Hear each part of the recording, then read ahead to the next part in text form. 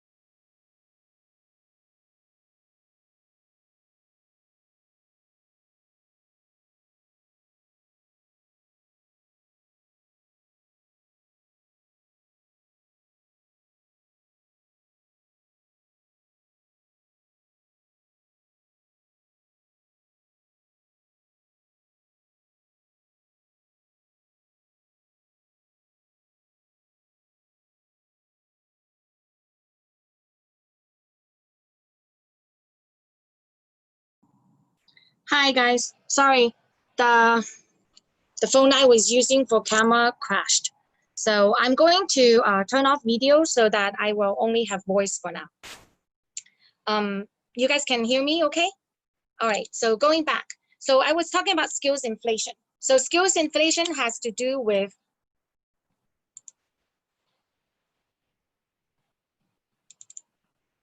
oh,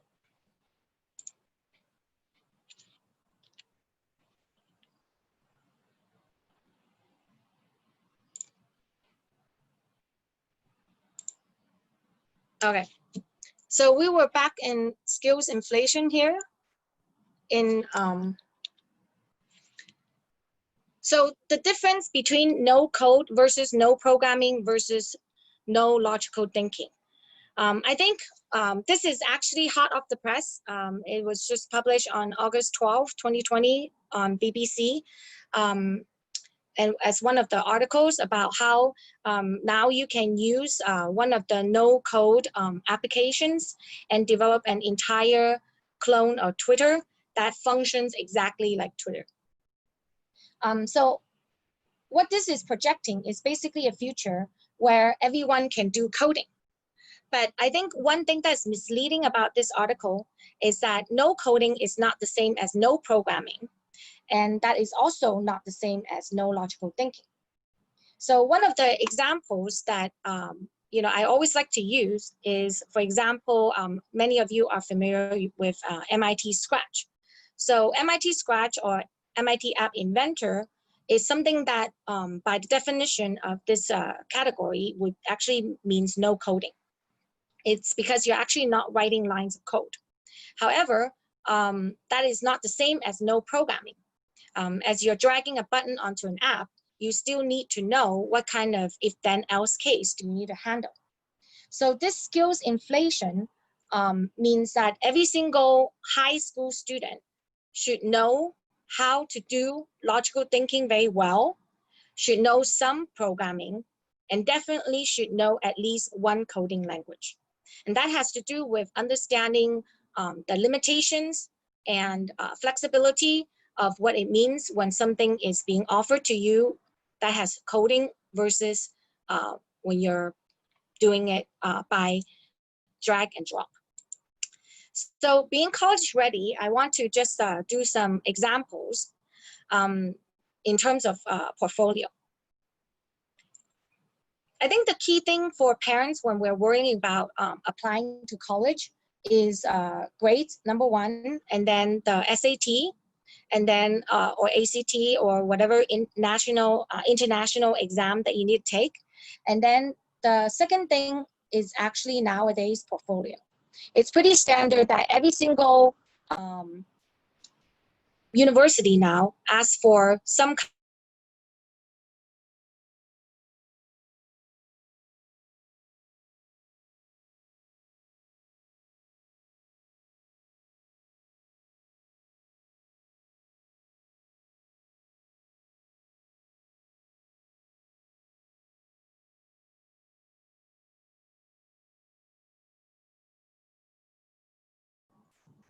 Sorry, I think my connection is really bad for some reason.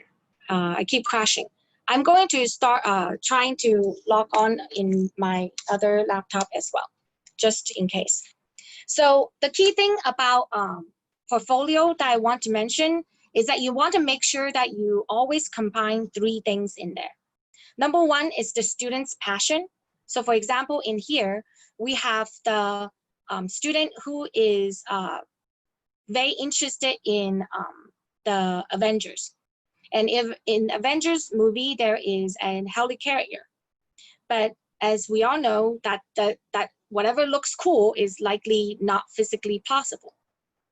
So our project ended up doing, which lasted a whole year, was doing the physics calculation in terms of research into even material science, in terms of designing and implementing, and then in the end, publishing a 3D model of the helicarrier that if you have basically millions of dollars, you can actually build and it will actually take off.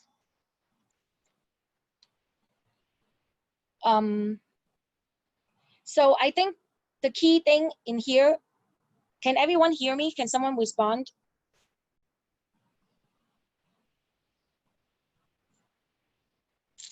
Yes, we can hear. Okay, great. So, sorry, because I got a message only now saying that I'm disconnected. Sorry about that. So the other element other than student passion is community and localization. So this student project over here is doing a water sensor that's actually patent pending. What makes it so unique is number one, the fact that all the parts were procured from Taobao in China. We actually visited even expos in Shenzhen. So this is really taking the localization to a different level. And then the second thing that makes it unique is the fact that he's customizing it or calibrating the equipment for the oceans around Hong Kong. So it's got a global impact in terms of what it can be used for. So that leads to the third element. So the first element is student passion and interest, right? The second one is when it has something that is localized to Hong Kong so that it really helps you stand out when you're applying to universities. Because why would they want someone who is educated in Hong Kong versus educated locally in UK or educated locally in the US? So that is the second element. The third element I really want to mention in terms of STEM is making it community-based and applicable. So in this one, where the student is doing an app that and sensors that actually is used for the Hong Kong community in terms of the air quality around the peak. So it's got a community impact involved in it. So when you have all three of these things combined, then you can jump into this theory practice continuum of how you can actually make yourself stand up as a, I guess, a tech savvy applicant. So I think, you know, this kind of shows it pretty straightforward in that the external examinations and gradings are now pretty much the standard that you have to do, the minimum. However, what helps you stand out is the portfolio and then the projects. I would like to in here differentiate between the two, that portfolio and projects are actually two different things. Portfolios tend to concentrate more on your personal learning journey, and it's something that most of our students at Baker and Bloom, as well as our innovation program, will have by the time they graduate from secondary, which is basically your personal website, right? Documenting, what's your achievement, your interest, having even a YouTube channel on, things that you can train up someone on how to do sketches, or even just your critique of different kinds of technology. That is portfolio. Portfolio is very personalized. However, project is where you can really make the difference and the impact. And the previous 3 examples that I mentioned earlier are all project-based. So it's very important to show the projects element, mainly because of the fact that, for example, when I was working at Lockheed Martin and I'm interviewing, new college grads, it's one thing to interview someone who has straight A, is another thing to interview someone who has the right attitude, who knows how to solve problems, who knows how to resolve conflict resolution, right? So that is similar kind of stuff that projects forces you to do if you are able to do it well. So that's why in terms of the college ready, you have to elevate it to the projects level. In terms of going into the education of the secondary and boarding school, for parents who are a lot of times picking boarding school or thinking about what kind of supplement they can add to their current secondary program in their current classes, I would like you to really read into Dave Perkins' book. He has a bunch of books that he has published, but one thing that I really like about his, I think it's still refreshing actually. I noticed that do you guys see my entire screen with David Perkins? Yes.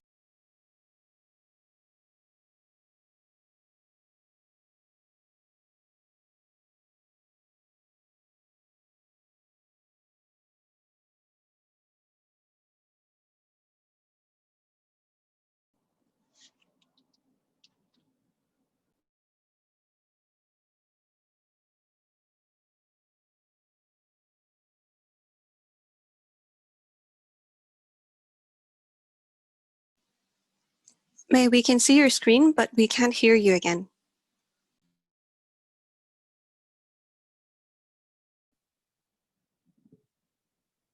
Oops. Hello? I am back again. I finally booted up my other laptop, so I am going to get this working despite any typhoons or any rainstorms or COVID-19 from working from home. All right. So I'm launching my 3rd sign-in right now to make sure that if I crash again, that is okay. But I was talking about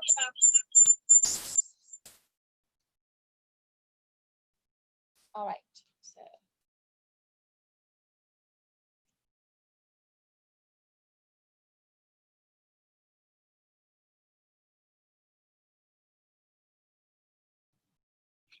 okay, I think we're good now.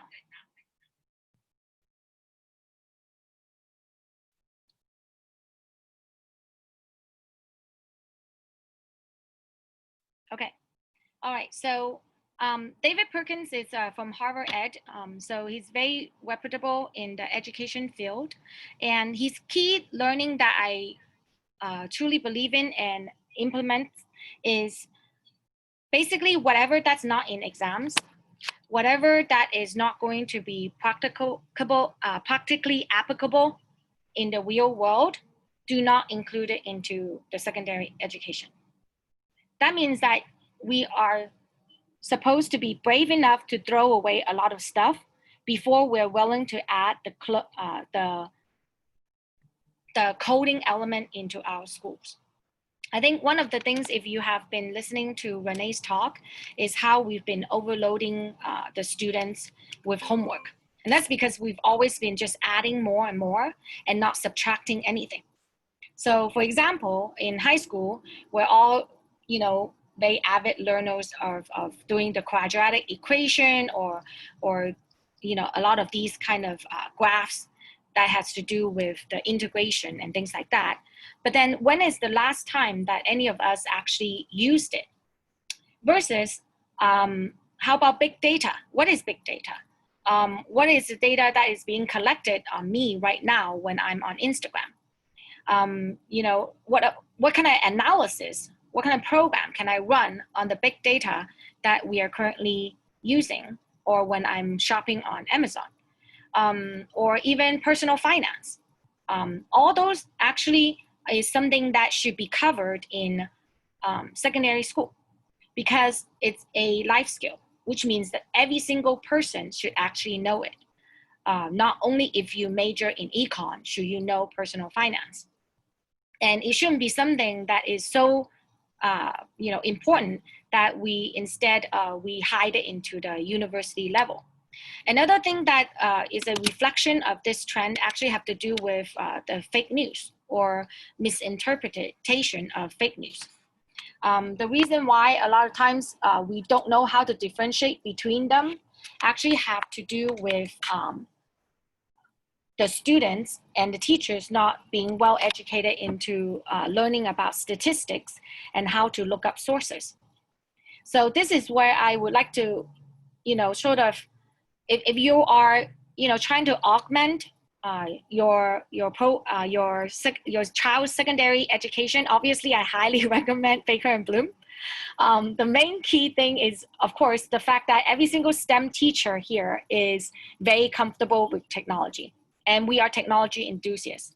We are the kind of teacher that basically like your students' Instagram post of their dog pet or whatever that's the latest joke that's going on, and listens to podcasts when we're running and making sure that we're using the latest Google Classroom tech. However, I think the key thing for parents is that to remember that being digital immigrant doesn't mean that the life skills that we have is no longer important. For example, secondary is the time where a lot of the students should have digital media literacy. Learning about the rule of the land for cyberspace. What does being rude sound like when you're typing, right? What is the tone of your email? All those actually should be covered in secondary. And digital media literacy should be one of the key things that you want to add instead of just coding, okay? And then the other thing that you want to really look into is learning how to use podcasts as part of your kids' education. Because right now we're all, doing way too much screen time. And so, it's important for secondary students to learn how to subscribe to podcasts like the Wall Street Journal Future of Everything. It has talk about, prediction of COVID-19 mutations using artificial intelligence. So it has a lot of very current event stuff combined with technology so that they can think about how they can make or invent things that is relevant for solving today's problem.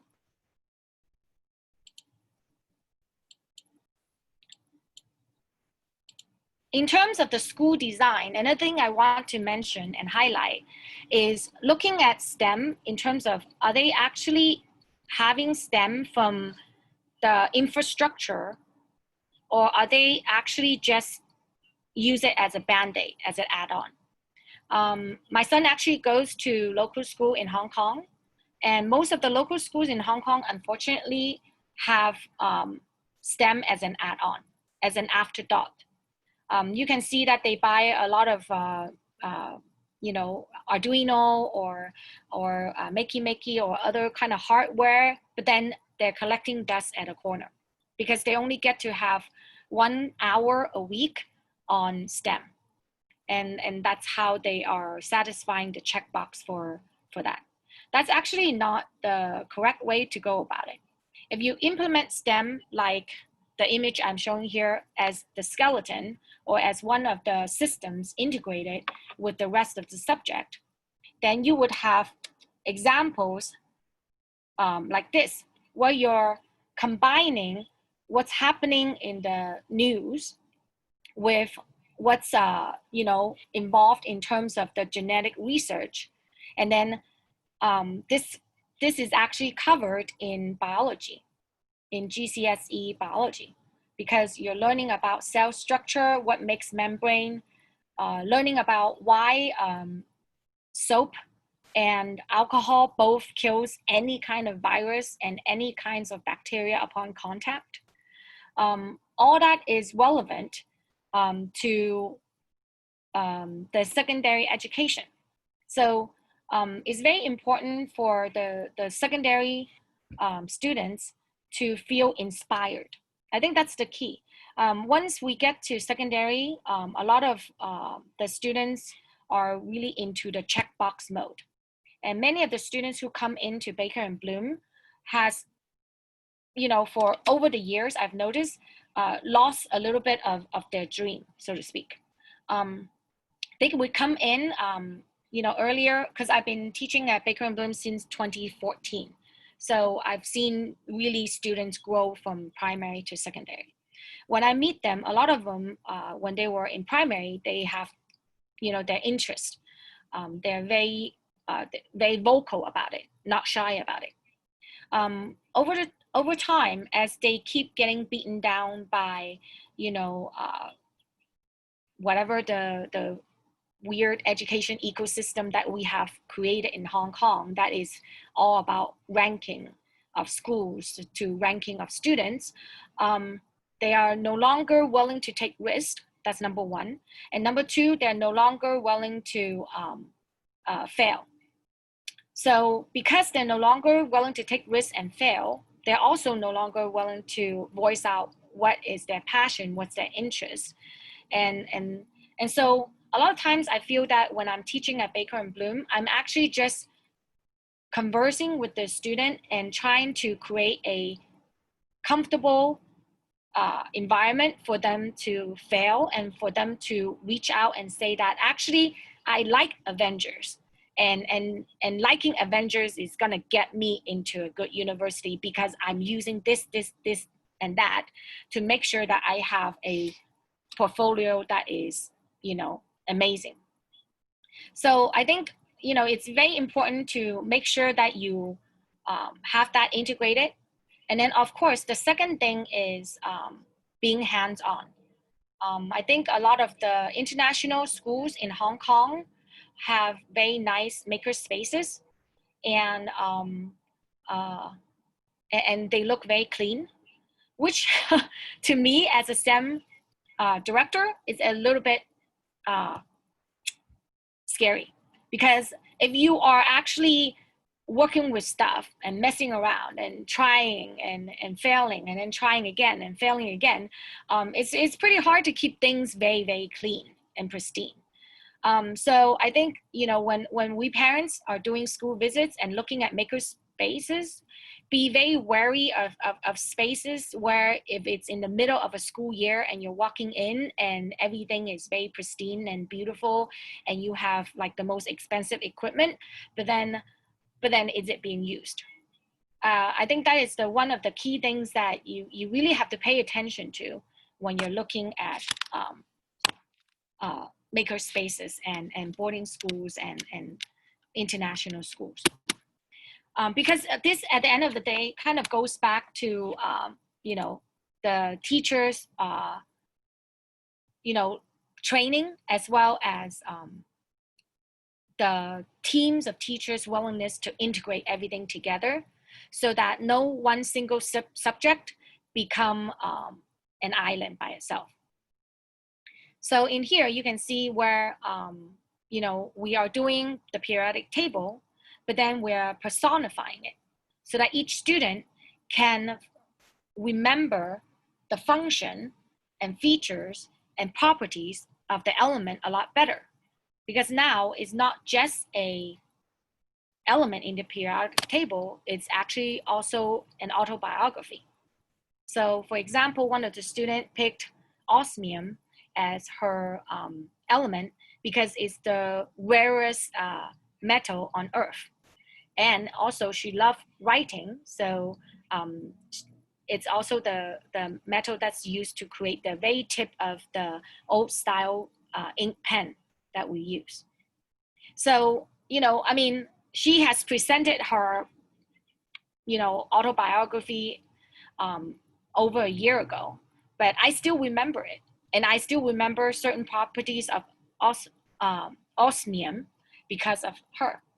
So I think learning how to integrate it well is another important thing. And one thing that we want to be careful of is labels of IB or AP. I think both programs are good if the teachers are well trained, and both programs are bad if the teachers are not well trained and not ready, but then the school just want to have the IB or having the AP sort of in their ranking. So that's another sort of, I guess, maybe debate on another time. So one thing I want to show you in here is actually what we're designing in our innovation program, is that in order to do projects for secondary, we are having guilds, which basically projects being grouped together. But then we're actually using this software that is a software management and database and document repository. What's so great about this implementation of project learning is that they're actually learning project management as they're doing projects. As you've noted in here, that each student, when you view it by status, they can see which project they have not started, which one they have started, which one is under review, and which one is completed. On the left side, hand side, you can see how we have missions by student and missions by status, as well as missions by teacher. So the entire workflow of the project is already integrated in one single platform so that the students learn how to manage their time and prioritize their missions or projects, individual projects. We call them missions in our innovation program a lot better. And they don't need to worry about having, post-its here and there and to-do lists here and there. So, using industry leading software in order to teach students projects is also another edge that Baker and Bloom have. And we do have a lot of coaching sessions ranging from Mr. Trevor and I in terms of helping students to create portfolios using this project management platform, as well as many other ones out there. Okay, so we're now going into primary. In primary, one thing I want to mention more is the differentiation by age. The most important thing whenever we, as parents get together is it's sort of like the default question is like, how old is your kid, right? Or like when we're applying to primary schools, the first thing they ask is, what is your child's birth year? Well, I mean, in terms of comparing that to the industrial age, that's basically the manufacturing date of your child. And I would like to think that our children is more multi-dimensional than that. So the current education system, many of you are probably familiar with this analogy of saying that it's basically inherited from the industrial age, where basically students move from class to class, just like in a conveyor belt, right? And that each individual topic is divided into its individual subjects. And then we teach each individual subject, and then we forget to teach them how to assemble it back together. That assembling it back together is basically what, secondary with its projects is all about. And then of course, in the industrial age, we didn't have the digital stuff. So we have lots of memorization-based exams. That goes back to my previous talk about You know, if you are interviewing and you and I both have a smartphone, you know, able to memorize the longest series of prime numbers is not going to get you anywhere. This one I'm going to skip a little bit. But the key thing in here, I want to emphasize once again, is the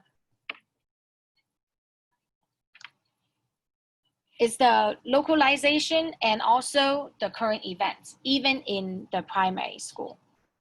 No matter which grade level and what their skill level is, trying to make learning relevant and trying to make learning having a story is always the most important thing.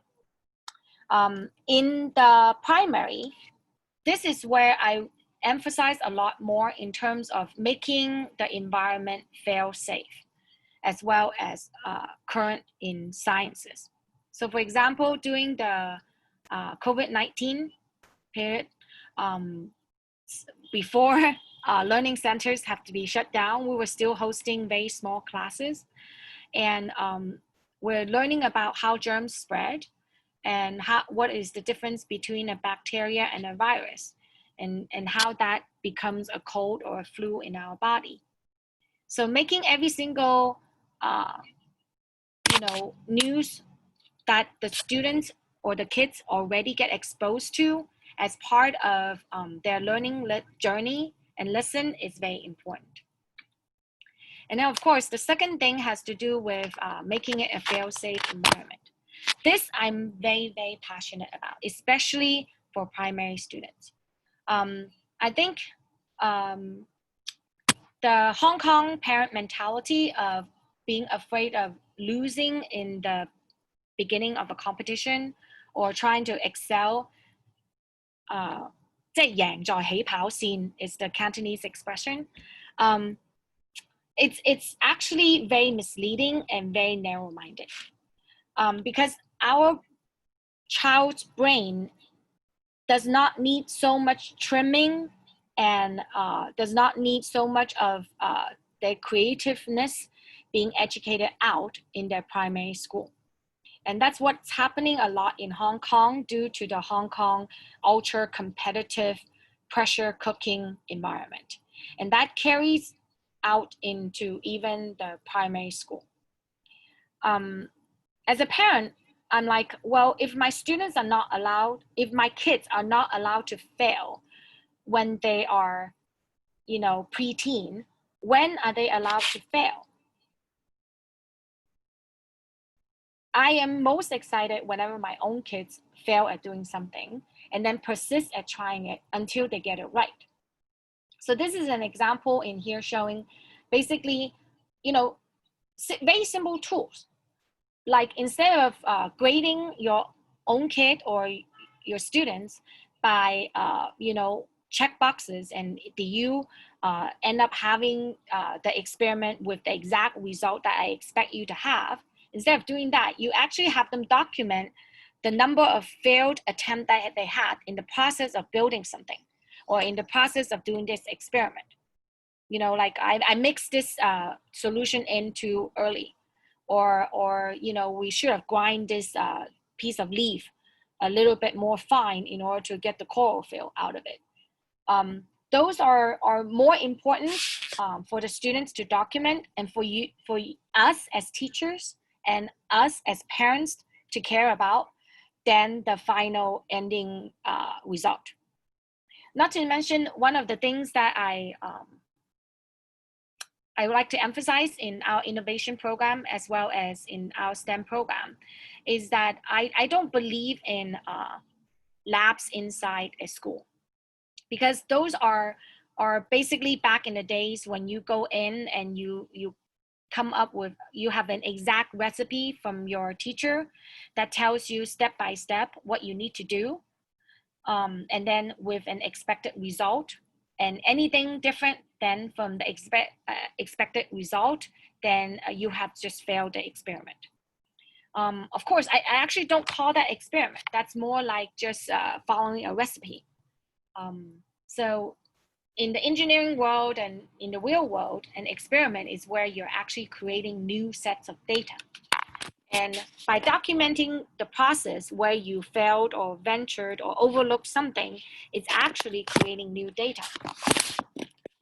So some of the things that you can do, even at home during COVID-19 with your primary kid, could be just to record the number of sunny days or beautiful sunsets that we have now that we have clear skies. And trying to go Q&A back and forth on why, you know, we can see the ocean from this hilltop, you know, 7 days out of the week now, instead of back in, you know, before COVID-19 is 1 day out of the week. I mean, I think just, you know, collecting data from nature and doing experiments with nature, you can never fail because nature is always changing. So trying to pin a correct answer to that is never right. And of course, with primary kids, parents, you know, nowadays are, especially in Hong Kong, are always very concerned about, does my kid need more coding? I think the answer is yes and no. All primary students need more exposure to computational thinking, which is basically pattern recognition, abstraction, decomposition, and algorithm. What does that mean? Pattern recognition is basically, you know, they can look at a map, or look at, actually a better one would be look at a tree leaf, right? And they compare the way how a tree leaf delivers nutrient versus an entire tree, and seeing a pattern of scale and symmetry in there. That is very important because pattern recognition later on, when it comes to coding and programming and logical thinking, and also pure math as well, it's basically how you can do repetitive and iterative loops. Abstraction is also very important later on as a life skill because it's basically know what information to emphasize and what information to hide. And how that applies in computer science or in STEM or in coding is basically user interface, right? Like what, if you are designing a web page for yourself as your portfolio, what should go in the top? What should be hidden as a menu option? That is abstraction, okay? Decomposition is basically how to take a big problem and divide it into small chunks. And this one is super fun to do at home. I have 2 kids who are primary students, and what I have a lot of time for them to do is whenever we have anything broken, I have them take it apart. You won't believe how many students, primary students coming into my Baker and Bloom class who doesn't know how to use a screwdriver. That's just, you know, a little bit sad. I think that, you know, by the time that they finish primary school, all students should know how to use all the basic tool sets in a Swiss Army knife. So I think that it's very important for us to make sure that you play with toys at home in a way that you're not afraid of breaking the toys. So I think in Hong Kong, we also have a culture where we have, you know, oftentimes domestic helpers at home, which is great. But then, and then the other end is that they're very concerned about keeping everything clean and ordered. That actually can come into, you know, the way of the students learning, especially if you're learning from home right now. Allowing the kids to play with dough and make their own pancake, and doing all that can be part of their algorithm learning, because algorithm can be just following a recipe and then learning how to perform something step by step and understanding what you have overlooked and what you can skip, and that's basically algorithm. So I think a lot of the computational thinking concepts should be introduced to kids first before we introduce the screen. Because a lot of times once you introduce the screen, I have a lot of students who come in who are very click happy. Basically, they run they go to a website that basically allows them to do coding like MIT Scratch. And then instead of actually thinking through in their head where the character will end up with after this chunk of code being executed, they just constantly keep test, run, change one variable, click run, change one variable, click run. That's actually not coding. That's just, trying to hack your way through with a solve. Coding is actually trying to imagine all the steps inside your head and be able to follow it and expand your mind and its capability in terms of how you can see from beginning to end of your program. So I think, the right age for introducing screen for coding is when they are actually, they have learned how to do typing. Because then they can learn coding both as an abstracted application, such as using Scratch, as well as translating it into Java when they're doing it. Okay, so I only have 10 more minutes left. I'll be very quick in wrapping up the math in here. Basically, I just want to mention that even in primary, it's very important to understand the actual application of what is 1/4 versus 0.25 versus 1 to 4.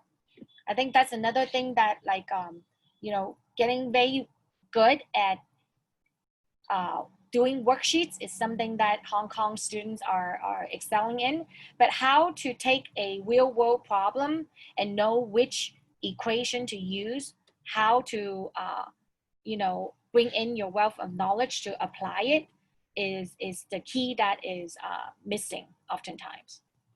And then of course, I just want to do a little bit of a promotion for Baker and Bloom in terms of our STEM partners, so that, regardless of, how our space may not be as big as an entire campus at an international school, we do have all these extensions that comes into play. So I would now like to open up the floor for questions. And if there's no questions, I usually just go browse through some of the student projects.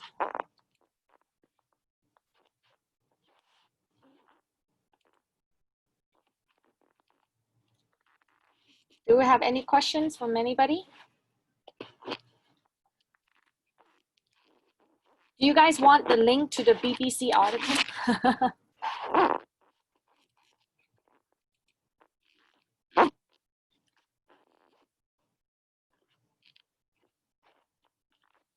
So since there's no questions, I'll just kind of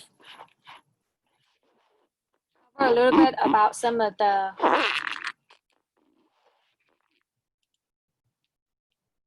So now I'm going backwards from kindergarten. In terms May, of, there is a question from a parent. Oh, there is a question? Yes.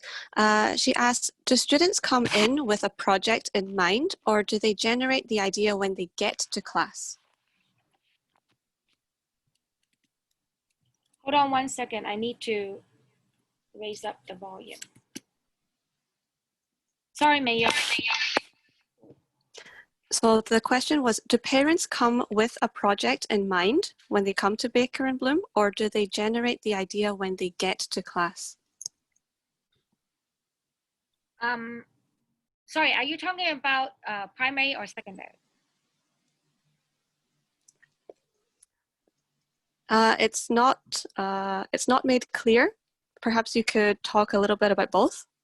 Okay, so in terms of generating ideas for inventions and things like that for primary, most of it I concentrate on observation skills. For example, one of my classes, I just have the students look at a stapler and say that what makes this stapler work? Why does it work? How will you improve upon it?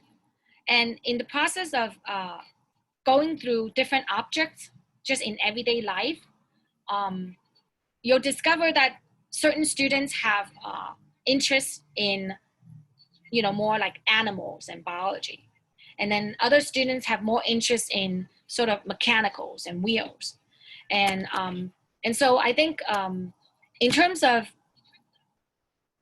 younger kids, it's all about taking everyday life objects and situation and their questions and then dissecting it one by one. One thing that we do a lot in Baker and Bloom is that we can spend a whole lesson just like in here, just on melting M&Ms. And the different ways that you can melt it, the different observations you can make when you're melting it. And that's a 90-minute lesson with students. If you look at just the fact that, oh, we're just melting M&Ms, why can that take up 90 minutes? What are they learning?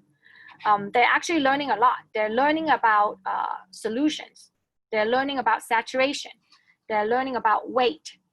They're learning about temperature. So you can take one single small project, and if you know how to explore all the different multifaceted side of the scientific question involved, then the students are always more interested. Sorry, I think the question is about how to find their interest, right?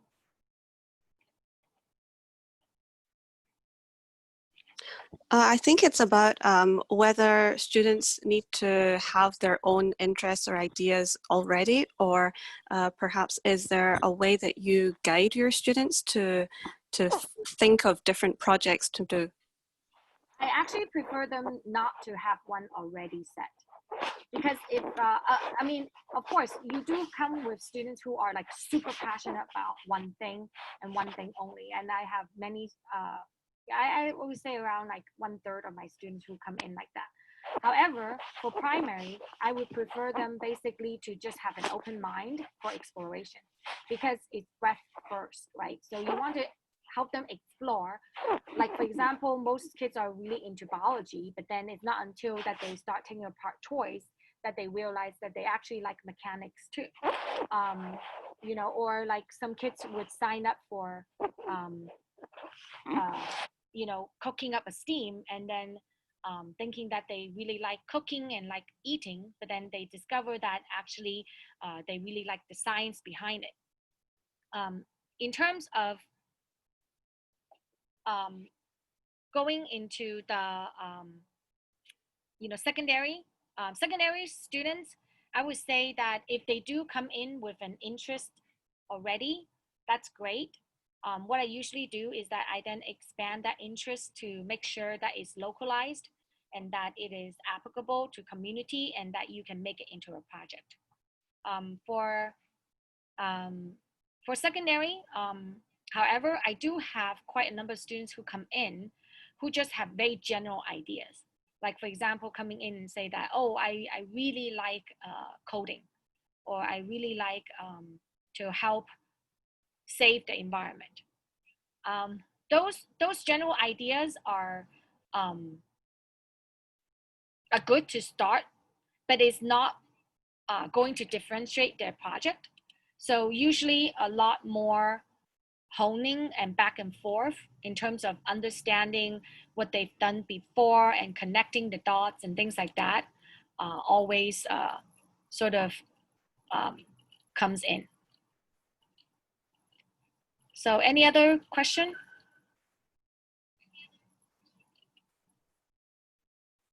We're basically browsing through some of the partnership that we've done before with Ocean Park. I really missed that, by the way. And then we have some other student projects where they're joining like the Junior Astronaut or NASA competition. And some of them actually even won the privilege of speaking at the annual dinner of the Environment Department of Hong Kong's annual dinner.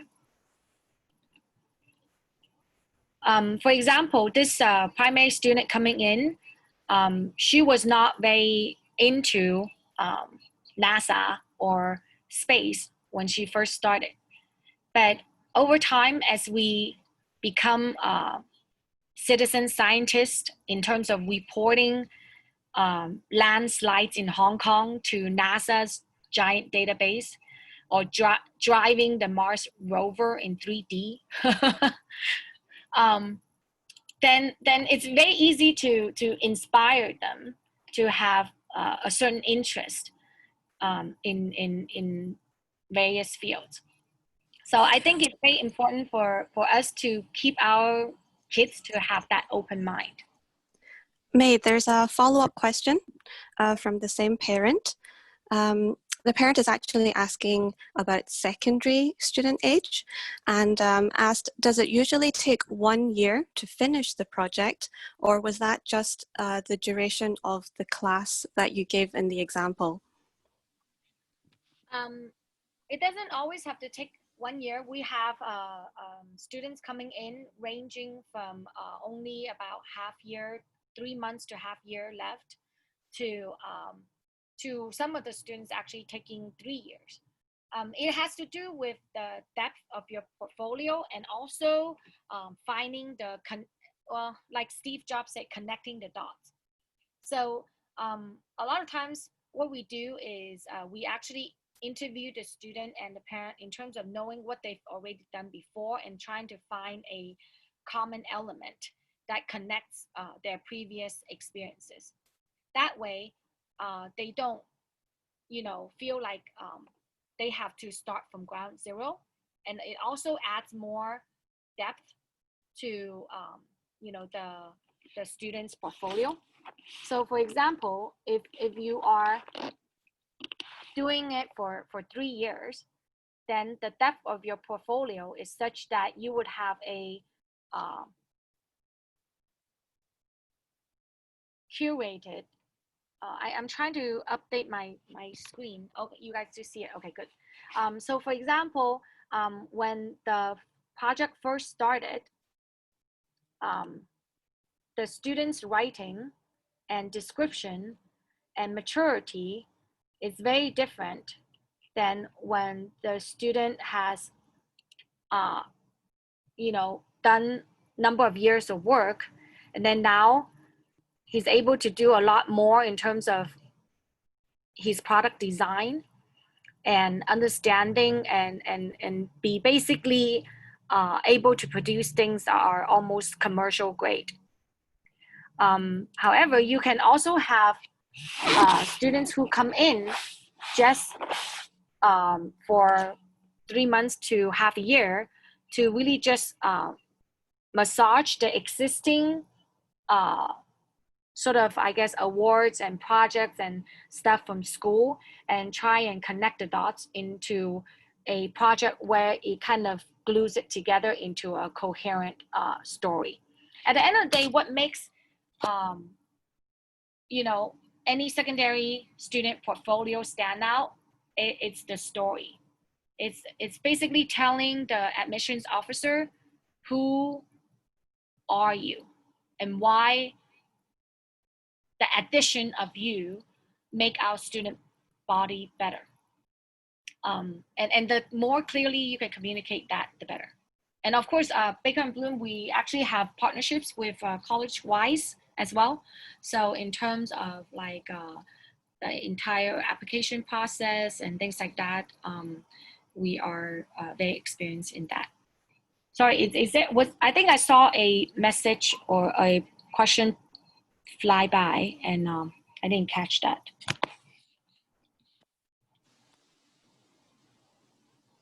Yeah, May, there was another question from a different parent, and she writes, just a follow-up on the extended portfolio. When students apply to colleges, admissions may not have lots of time to evaluate the student's portfolio. So how can a student show their effort in their detailed portfolio within a short application? That's a very good question. It's true.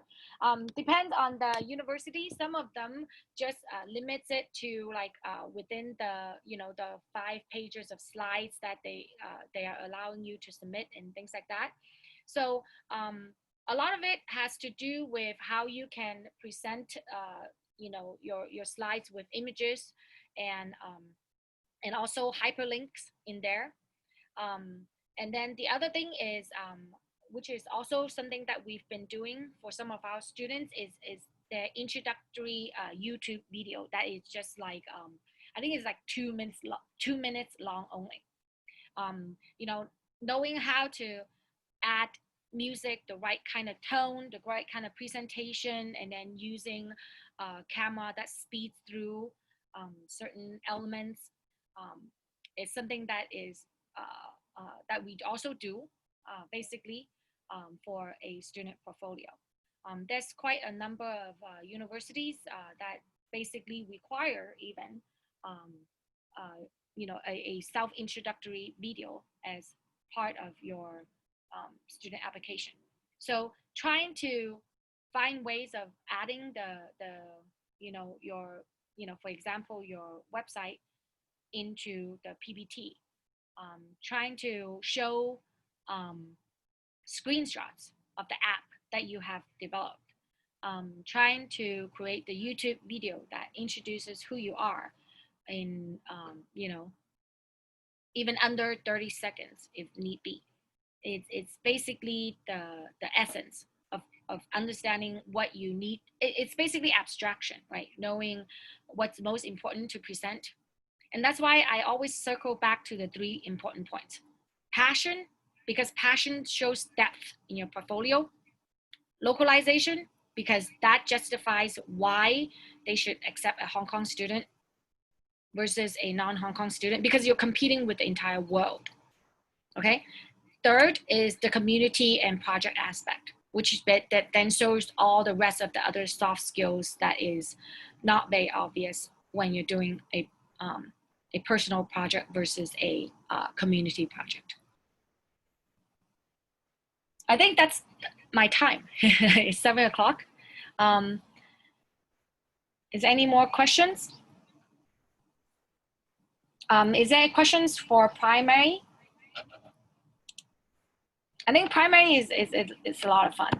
So, you know, if you have any questions regarding what to do, for example, I've been having my kid actually using toothpaste, cleaning out the scratches that we have in our car recently, and understanding why toothpaste can do that. So, yeah, have your kids do child labor. Okay, that's in quotes, all right? It's very important in terms of, you know, learning the process of cooking, learning the process of cleaning, and all that really comes down to chemistry.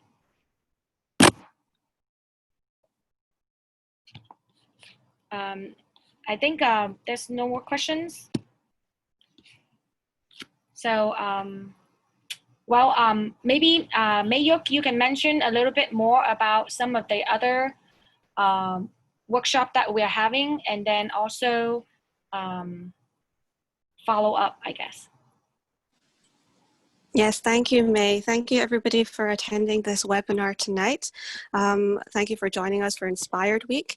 Coming up, we still have lots of other interesting webinars. Tomorrow we have IB English Life Hacks with Mr. Steve Leach, and also another very interesting presentation by Miss Renee Bowie, our founder. She's going to be talking about internships and projects. So that's actually very relevant to what May was talking about today. On Friday, we will be introducing our new school, Bloom Academy, to you all, which is an innovative, bilingual, project-based primary and secondary school coming to you very soon. And currently we are running the pilot program, the Bloom Innovation Program for the school, which May mentioned. And on Saturday, we will have admissions. So all about college admissions and boarding school admissions for UK and US. If you haven't signed up to those, feel free to sign up again using the same link that you signed up for today's webinar. And if you do have any questions for me or for any of our team, feel free to call us, reach out to us, email us at any time. You can find us on Facebook, on Instagram. You can go to our website, bakerandbloom.com. You can call us 2110-4788, or you can email us info@bnb.edu.hk. We look forward to seeing you again for inspirED Week, and we look forward to also hopefully seeing you at Baker and Bloom very soon, and your children as well. So thank you very much for your support tonight. Thank you for joining us for inspirED Week again, and we hope you have a lovely evening. Thank you.